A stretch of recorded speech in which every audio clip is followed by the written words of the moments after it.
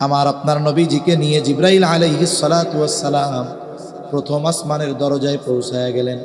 ফিরিশতারা পরিচয় জিজ্ঞাসা করলো। জিব্রাইল আলাইহিস সালাম পরিচয় দিলেন। নবীজির ব্যাপারে জিজ্ঞাসা করা হলো, ওনার ব্যাপারে কি অনুমতি দেওয়া হয়েছে? বলে হ্যাঁ, আল্লাহর অনুমতি। এইবার দরজা খুলে দেওয়া হলো। ওই জায়গায় আমার আপনার নবীজিকে অভ্যর্থনা জানানোর জন্য ছিলেন হযরত আদম আলাইহিস সালাতু ওয়াস সালাম। জিব্রাইল আলাইহিস সালাম আমার আপনার নবীজির সাথে আদম আলাইহিস সালামের পরিচয় করায় দিলেন যে উনি হলেন মানবকুলের পিতা। নবীজি সাল্লাল্লাহু আলাইহি ওয়াসাল্লামের সাথে আদম আলাইহিস সালামের সালাম বিনিময় হলো। আদম আলাইহিস সালাম আমার আপনার নবীজির জন্য কল্যাণ বরকতের দোয়া করলেন। এবার দ্বিতীয় আসমানের দিকে সফর। ওইভাবে আসমানের দরজা ফিরিশতারা পরিচয় জিজ্ঞাসা করলো, এরপরে খুলে দেওয়া হলো। দ্বিতীয় আসমানে হযরত ঈসা এবং ইয়াহইয়া আলাইহিমাস সালাম এই দুইজনের সাথে নবীজির সাক্ষাৎ হলো, দেখা হলো। জিব্রাইল আলাইহিস সালাম পরিচয় করায় দিলেন, উভয়ের মধ্যে সালাম বিনিময় হলো। ওনারাও আমার আপনার নবীজির জন্য দোয়া করলেন। এবার তৃতীয় আসমানের দিকে রওনা হয়ে গেলেন। তৃতীয় আসমান, এই জায়গায় আবার ফিরিশতারা আমার আপনার নবীজির পরিচয় জানতে চাইলেন। পরিচয় পর্ব শেষে এইবার দরজা খুলে দেওয়া হলো। ওই জায়গায় ছিলেন ইউসুফ আলাইহিস সালাম। নবীজির সাথে ইউসুফ আলাইহিস সালামের সাক্ষাৎ পরিচয় করায়া দিলেন জিব্রাইল আলাইহিস সালাম। সালাম বিনিময় হলো। এরপরে ইউসুফ আলাইহিস সালাম আমার আপনার নবীর জন্য দোয়া করলেন এবং মেরাজ থেকে এসে ইউসুফ আলাইহিস সালামের ওই সৌন্দর্যের কথা আমার আপনার নবীজি সাহাবায়ে কেরামকে জানাইছে। এবার চতুর্থ আসমানের দিকে রওনা হয়ে গেলেন। ওই রকম পরিচয় পর্ব শেষে দরজা খুলে দেওয়া হলো। চতুর্থ আসমানে দেখা হলো ইদ্রিস আলাইহিস সালামের সাথে। জিব্রাইল আলাইহিস সালাম পরিচয় করায় দিলেন যে ইনি আল্লাহর নবী ইদ্রিস আলাইহিস সালাম। নবীজির সাথে সালাম বিনিময় হলো। তিনিও দোয়া করলেন। ইদ্রিস আলাইহিস সালামের থেকে রওনা দিলেন পঞ্চম আসমানে। ওই রকম পরিচয় পর্ব শেষে আবার ফিরিশতারা দরজা খুললো। পঞ্চম আসমানে দেখা হলো হারুন আলাইহিস সালামের সাথে। নবীজিকে পরিচয় করিয়ে দিলেন। সালাম বিনিময় হলো। তিনিও আমার আপনার নবীর জন্য দোয়া করলেন। এইবার ষষ্ঠ আসমানের দিকে রওনা হলেন। ওই রকম পরিচয়ের পরে দরজা খুলে দেওয়া হলো। ষষ্ঠ আসমানে অভ্যর্থনা জানানোর জন্য ছিলেন সাইয়্যিদুনা মূসা কালিমুল্লাহ আলাইহিস সালাম। জিব্রাইল আলাইহিস সালাম পরিচয় করায়া দিলেন। মূসা আলাইহিস সালাম দোয়া করলেন আর বললেন, আপনি যাবার সময় আমাকে জানাবেন আল্লাহর সাথে আপনার কি হইল, এটা আমারে জানাইবেন। এবার তিনি রওনা দিলেন সপ্ত আকাশের দিকে। পরিচয় পর্ব শেষ, দরজা খুলে দেওয়া হলো। ওই জায়গায় আছে একটি ঘর, যেই ঘরের নাম হলো বাইতুল মামুর। নবীজি সাল্লাল্লাহু আলাইহি ওয়াসাল্লাম বলেন, একেবারে বাইতুল্লাহ বরাবর 7 আকাশের উপরে একটি ঘর আছে, আল্লাহর ঘর। ওটার নাম হলো বাইতুল মামুর। যেমন নাকি পৃথিবীর মানুষেরা আল্লাহর ঘর বাইতুল্লাহ তাওয়াফ করে, ওই রকম ভাবে ওই বাইতুল মামুর তাওয়াফ করে আল্লাহর ফেরেশতারা। হাদিসের মধ্যে ফেরেশতাদের সংখ্যা কত এই বিষয় নিয়ে নবীজির বর্ণনা আসছে। আল্লাহর সৈন্যবাহিনী ফেরেশতা, এদের সংখ্যা কত নবীজি জানায় দেন। সপ্তম আকাশে ঠিক বাইতুল্লাহ বরাবর উপরে একটা ঘর আছে। এই ঘরটার নাম বাইতুল মামুর। তোমরা যেমন আল্লাহর ঘর তাওয়াফ করো, ফেরেশতারাও তাওয়াফ করে। তবে ওই ঘরে প্রতিদিন 70,000 ফেরেশতা একবারে তাওয়াফ করতে পারে। বলে একবার যারা করে দ্বিতীয়বার কিয়ামত পর্যন্ত তাওয়াফ করার সুযোগ তারা পাবে না। তাহলে চিন্তা করে দেখেন আল্লাহর সেনাবাহিনী, আল্লাহর সৈন্য ফেরেশতাদের সংখ্যা কত, এর হিসাব দুনিয়ার কেউ জানে না, একমাত্র যিনি জানেন তিনি কে। ওই বাইতুল মামুরের দেয়ালে হেলান দিয়ে বৈশা আছে মুসলিম মিল্লাতের পিতা সাইয়্যিদুনা ইব্রাহিম আলাইহিস সালাম। জিব্রাইল আলাইহিস সালাম পরিচয় করায় দিলেন। ইব্রাহিম আলাইহিস সালাম সালাম বিনিময় হলো। ইব্রাহিম আলাইহিস সালাম আমার আপনার নবীর জন্য দোয়া করলেন। এইবার উভয় রওনা হইলেন আরো সামনে। চলতে চলতে পৌঁছায়া গেলেন সিদরাতুল মুনতাহা। আমাদের দেশে ঈদে মিলাদুন্নবী, শুনুন, মিলাদুন্নবী এই শব্দটা নিয়ে কারো মধ্যে কোনো মত পার্থক্য নাই। নবীর যে জন্ম হইছে এ ব্যাপারে কারো সন্দেহ আছে? এটাকে অবিশ্বাস করার সুযোগ আছে? নবীর জন্ম হইছে, মিলাদুন্নবী তো হইছেই। তবে সমস্যাটা কোথায়? এই মিলাদুন্নবীর সাথে যখন ঈদ শব্দকে জুড়ে দিয়ে ঈদে মিলাদুন্নবী উদযাপন করা হয়, সাথে সাথে বলা হয় সকল ঈদের বড় ঈদ ঈদে মিলাদুন্নবী, অথচ এই কথার দ্বারা নবীজির ব্যাপারে কেমন যেন বলা হয় নবীজি সবচাইতে বড় ঈদ যেটা, সেটা নবীজি উদযাপন করেননি।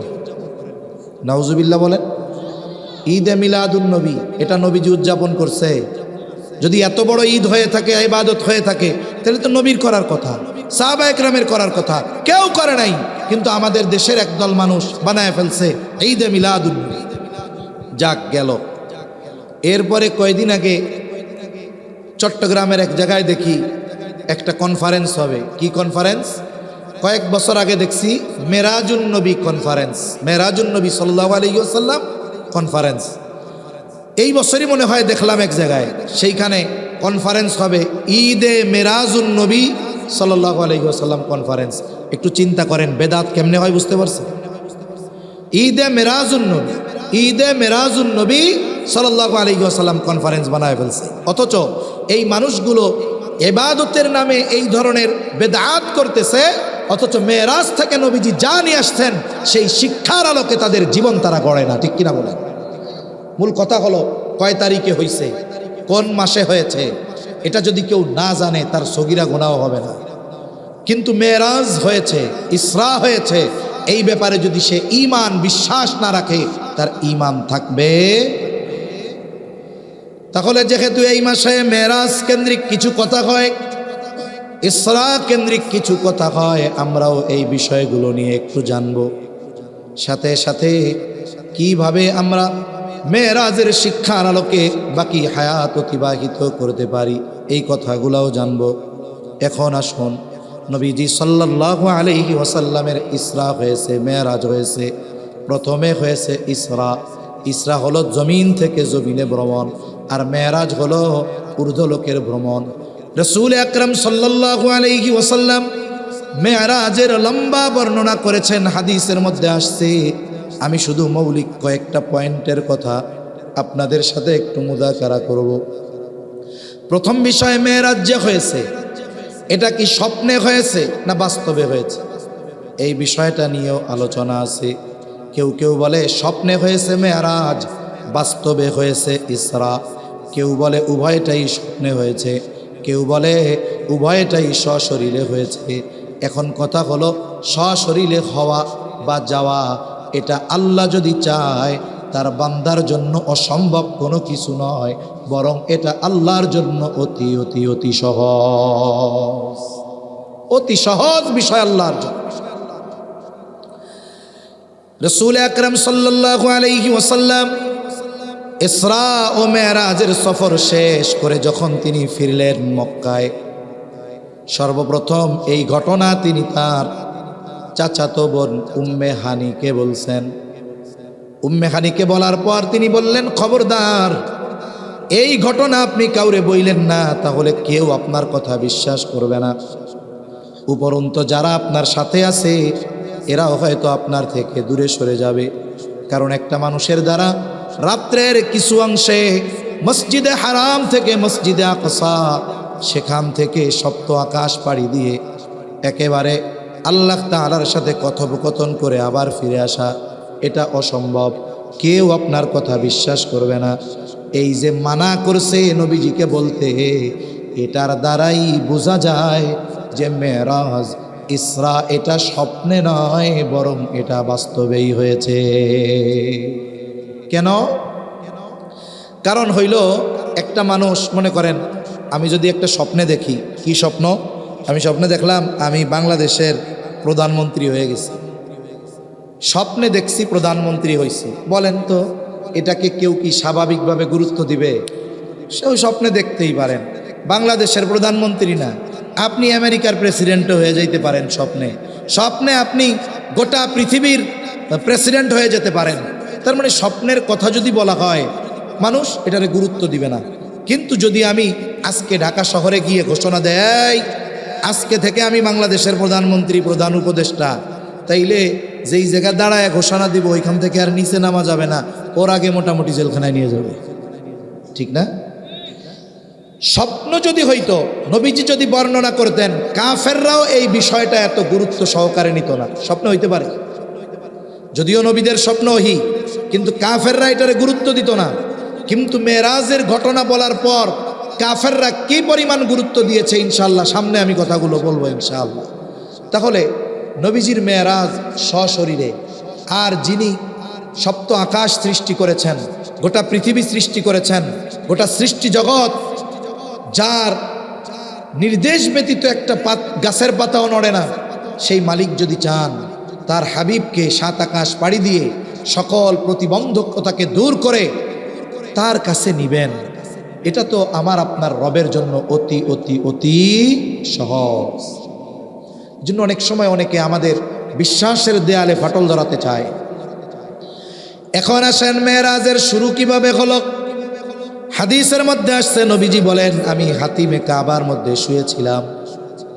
যারা বাইতুল্লাহ গিয়েছেন অথবা বাইতুল্লাহর কোনো ছবি দেখেছেন, চার কোণা বিশিষ্ট ওই ঘরের পাশে একটা চাঁদের মতো বাঁকা দেয়াল আছে।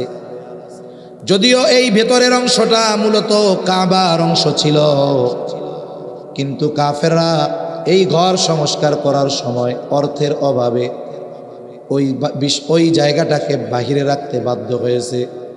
যদিও তাদের কাছে পয়সা ছিল, টাকা ছিল, ঐতিহাসিকেরা বলেন তারা চেয়েছিল তাদের সর্ব উৎকৃষ্ট সম্পদ দিয়ে এই ঘরটা তারা সংস্কার করবে।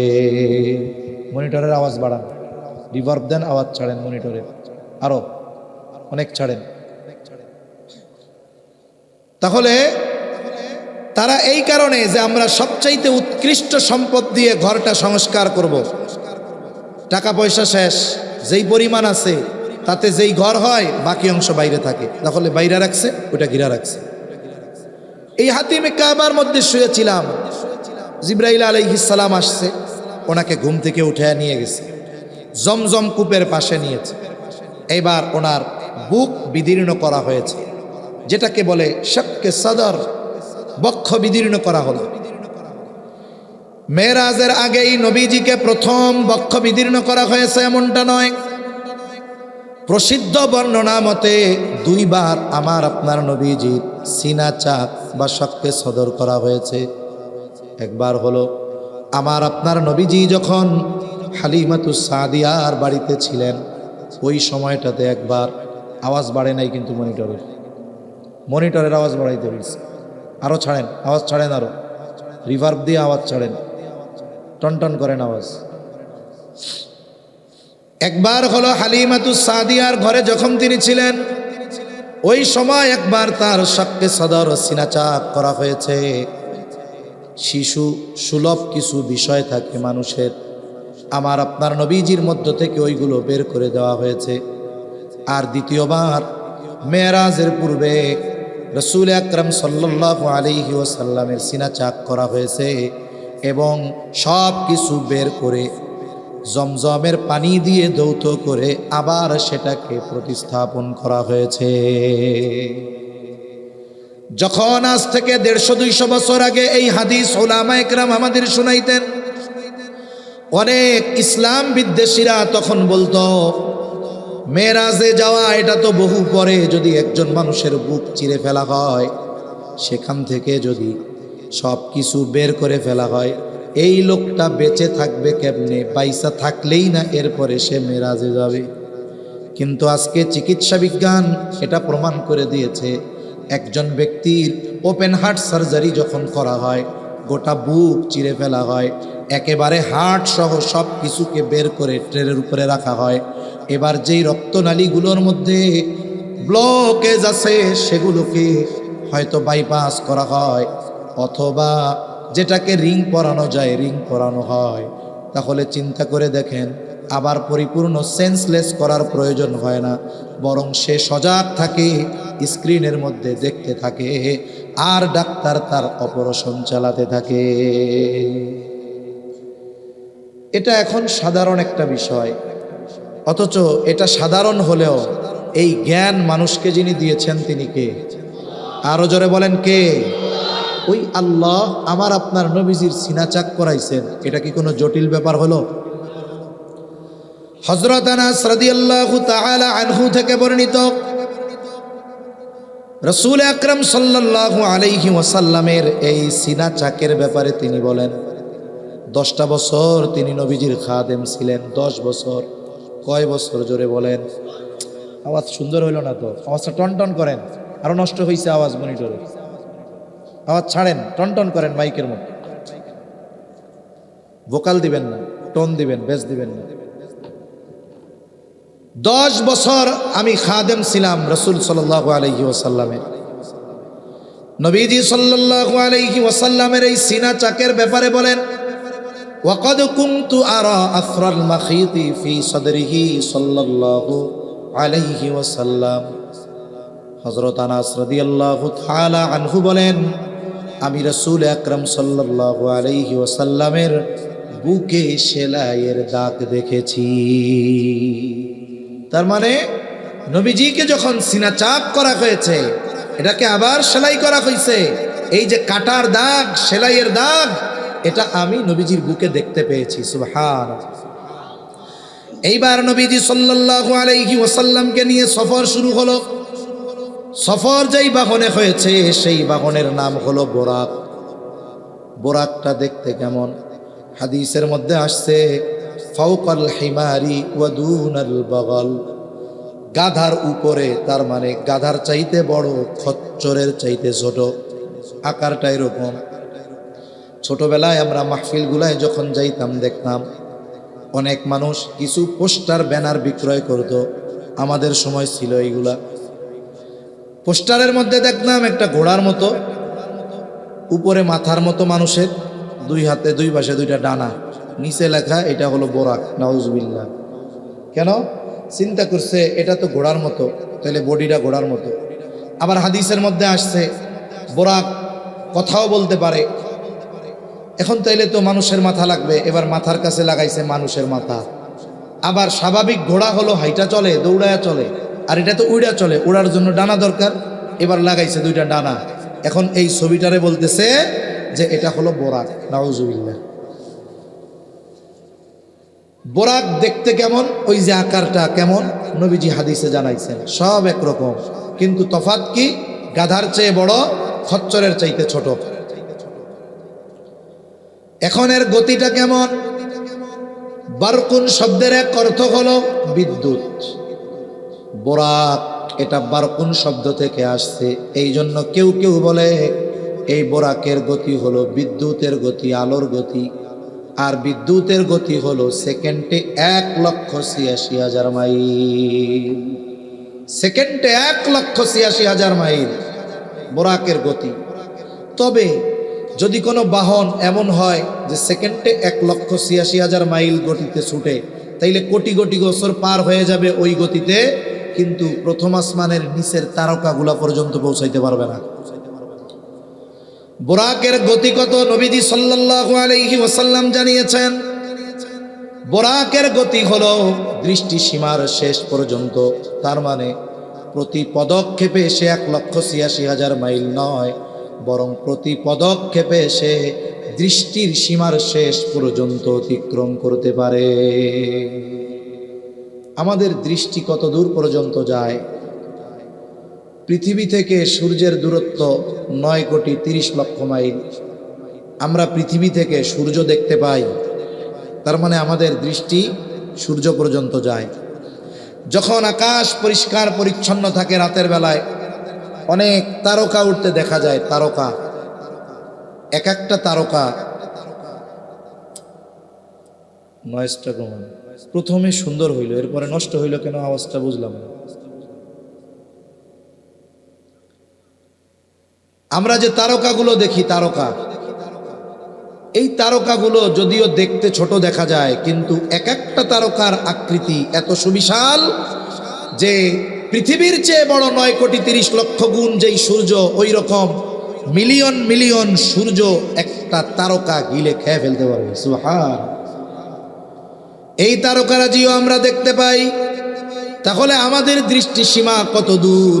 আর নবীজি বলেন বোরাকের গতি হলো প্রতি পদক্ষেপে দৃষ্টিসীমার শেষ পর্যন্ত। নবীজি সাল্লাল্লাহু আলাইহি ওয়াসাল্লামের সফর শুরু হলো মসজিদুল হারাম থেকে মসজিদে আকসা। প্রথম বিষয় হলো আল্লাহ তাআলা মেরাজ তো মসজিদে হারাম থেকেই শুরু করাইতে পারতেন, তাহলে মসজিদে আকসায় নেওয়ার দরকার কি? আল্লাহ রসুল সাল্লাল্লাহু আলাইহি ওয়াসাল্লামকে প্রথমত সিনাচাক করানোর মাধ্যমে এই সুবিশাল সফরের জন্য প্রস্তুত করা হয়েছে। নবীজিকে প্রস্তুত করা হয়েছে যেমন মহাকাশে মানুষ এখন বেড়াইতে যায়, মহাকাশে মানুষ বেড়াতে যায়। যার টাকা আছে, পয়সা আছে, সম্পদ আছে, মন চাইলেই মহাকাশে যাইতে পারে না। যাওয়ার জন্য অনেক প্রিপারেশন নিতে হয়, প্রস্তুতি নিতে হয়। এরপরে হয়তো যদি সে ওইগুলাকে অর্জন করতে পারে, এরপরে তাকে মহাকাশে পাঠানো হয়। একজন মানুষের টাকা থাকলেই, পাসপোর্ট থাকলে, ভিসা থাকলে পৃথিবীর যে কোনো দেশে যাইতে পারে, কিন্তু টাকা পয়সা ক্ষমতা থাকলেই মহা আকাশ সফর করা যায় না। নবীজিরে ওইভাবে আল্লাহ প্রস্তুত করেছে সিনাচাকের মাধ্যমে, প্রস্তুত করে এবার সফর শুরু। স্পেসশিপ যেই জায়গায় ওই জায়গায় নিবে আর। তাহলে এই সফরটা করানোর উদ্দেশ্য কি? আল্লাহ তাআলা বলেন সুবহানাল্লাযী আসরা বিআবদিহি লাইলাম মিনাল মসজিদিল হারামি ইলাল মসজিদিল আকসা আল্লাযী বারাকনা হাওলাহু লিনুরিয়াহু মিন আয়াতিনা। আল্লাহ তাআলা বলেন পুত পবিত্র সত্তা তিনি, যিনি তার বান্দাকে রাতের কিছু অংশে মসজিদুল হারাম থেকে মসজিদে আকসা পর্যন্ত ভ্রমণ করিয়েছেন। রাসূল আকরাম সাল্লাল্লাহু আলাইহি ওয়াসাল্লামের এই সফরের সময়টা ছিল রাতের কিছু অংশে। মসজিদে হারাম থেকে মসজিদে আকসা কেন সফর করাইলেন? আল্লাহ তাআলা বলেন বারাকনা হাওলাহু লিনুরিয়াহু মিন আয়াতিনা। সফর করানোর কারণ কি? মুফাসসিরিনে কেরাম বলেন এই পৃথিবীতে যত নবী রাসূলের আগমন ঘটেছে, এর অধিকাংশ নবী রাসূলের আগমন যেই এলাকার মধ্যে হয়েছে, এটা হলো মসজিদে হারাম থেকে মসজিদে আকসা, এই এরিয়ার মধ্যে। এজন্য যেহেতু নবী রাসূলগণের আগমন বেশি, এই জায়গাগুলোয় আল্লাহ তাআলার নিদর্শন সমূহ বেশি। আর মসজিদে আকসা পর্যন্ত কেন? কারণ মসজিদে আকসা বাইতুল মুকাদ্দাস, এটা এমন এক মসজিদ আল্লাহ তাআলা বলেন বারাকনা হাওলাহু, যার চতুর্পাশকে আমি বরকতময় করেছি। বাইতুল মুকাদ্দাস এর চতুর্পাশে আল্লাহ তাআলার অনেক নিদর্শন আছে, অনেক নবী রাসূলের কবর আছে। আল্লাহ তাআলা এগুলো দেখানোর ইচ্ছা করেছেন তার হাবিবকে, এজন্য এই সফরটা জমিন থেকে জমিনে নবীজি সব দেখছেন। এরপরে বাইতুল মুকাদ্দাসে নবীজিকে ইস্তেকবাল করার জন্য সব নবী রাসূলগণকে আল্লাহ একত্রিত করেছেন। কেউ কেউ বলেন যে এই যে সকল নবীদের উপস্থিতিতে আমার আপনার নবীজির ইমামতিতে 2 রাকাত নামাজ হয়েছে বাইতুল মুকাদ্দাসে। কেউ বলেন কোন বর্ণনায় এটা মেরাজের আগে হয়েছে, কেউ বলেন না এটা ফেরার পথে হয়েছে। যারা বলেন ফেরার পথে হয়েছে তাদের একটা যুক্তি আছে। কি যুক্তি? প্রমাণ তো আছে, দলিল আছে, সাথে সাথে যুক্তিও আছে। যে দেখুন, যখন বাইতুল মুকাদ্দাসে নবীজি গেছেন, সব নবী রাসূলগণ উপস্থিত হয়েছেন। ওই জায়গায় তো কমপক্ষে জলিলুল কদর নবী যারা, তাদের সাথে তো পরিচয় হয়েছে নবীজির, সবার সাথে না হোক। তবে দেখা যায় যখন তিনি ঊর্ধ্বলোকে সফর শুরু করছেন, প্রত্যেক আসমানে এক একজন নবীর সাথে দেখা হয়েছে, আর জিবরাইল আলাইহিস সালাম পরিচয় করাই দিছে। কেন? তাইলে পরিচয় যদি আগে হয়ে থাকে, তাইলে দ্বিতীয়বার দেখা হওয়ার পরে তো আর পরিচয় করার প্রয়োজন নেই। আর একটা বিষয় কি, সুন্নাত কি? মেহমান আসলে সুন্নাত হইল যে মেহমান ঘরের মধ্যে ঢুকছে, বের হওয়ার সময় মেহমান বেরোইছে দরজা আটকায় দিয়া বইয়া থাকা, এটা সুন্নাত না। সুন্নাত হইল মেহমানের সাথে সাথে কিছু দূর অগ্রসর হয়ে মেহমানকে আগায় দেওয়া। নবীজি তো সফরে গেছেন, যারা ওই জায়গায় আছেন নবী রাসূল তাদের মেহমান। তাহলে উনি যখন ফিরছেন, ফেরার পথে ওনারা ওই যে মেহমানরা আগায় দিতে হবে, এই আগায় দেওয়ার জন্য আসছেন বাইতুল মুকাদ্দাসে আল্লাহর নির্দেশে। ওই সময় 2 রাকাত নামাজ হয়েছে। যারা এটার পক্ষে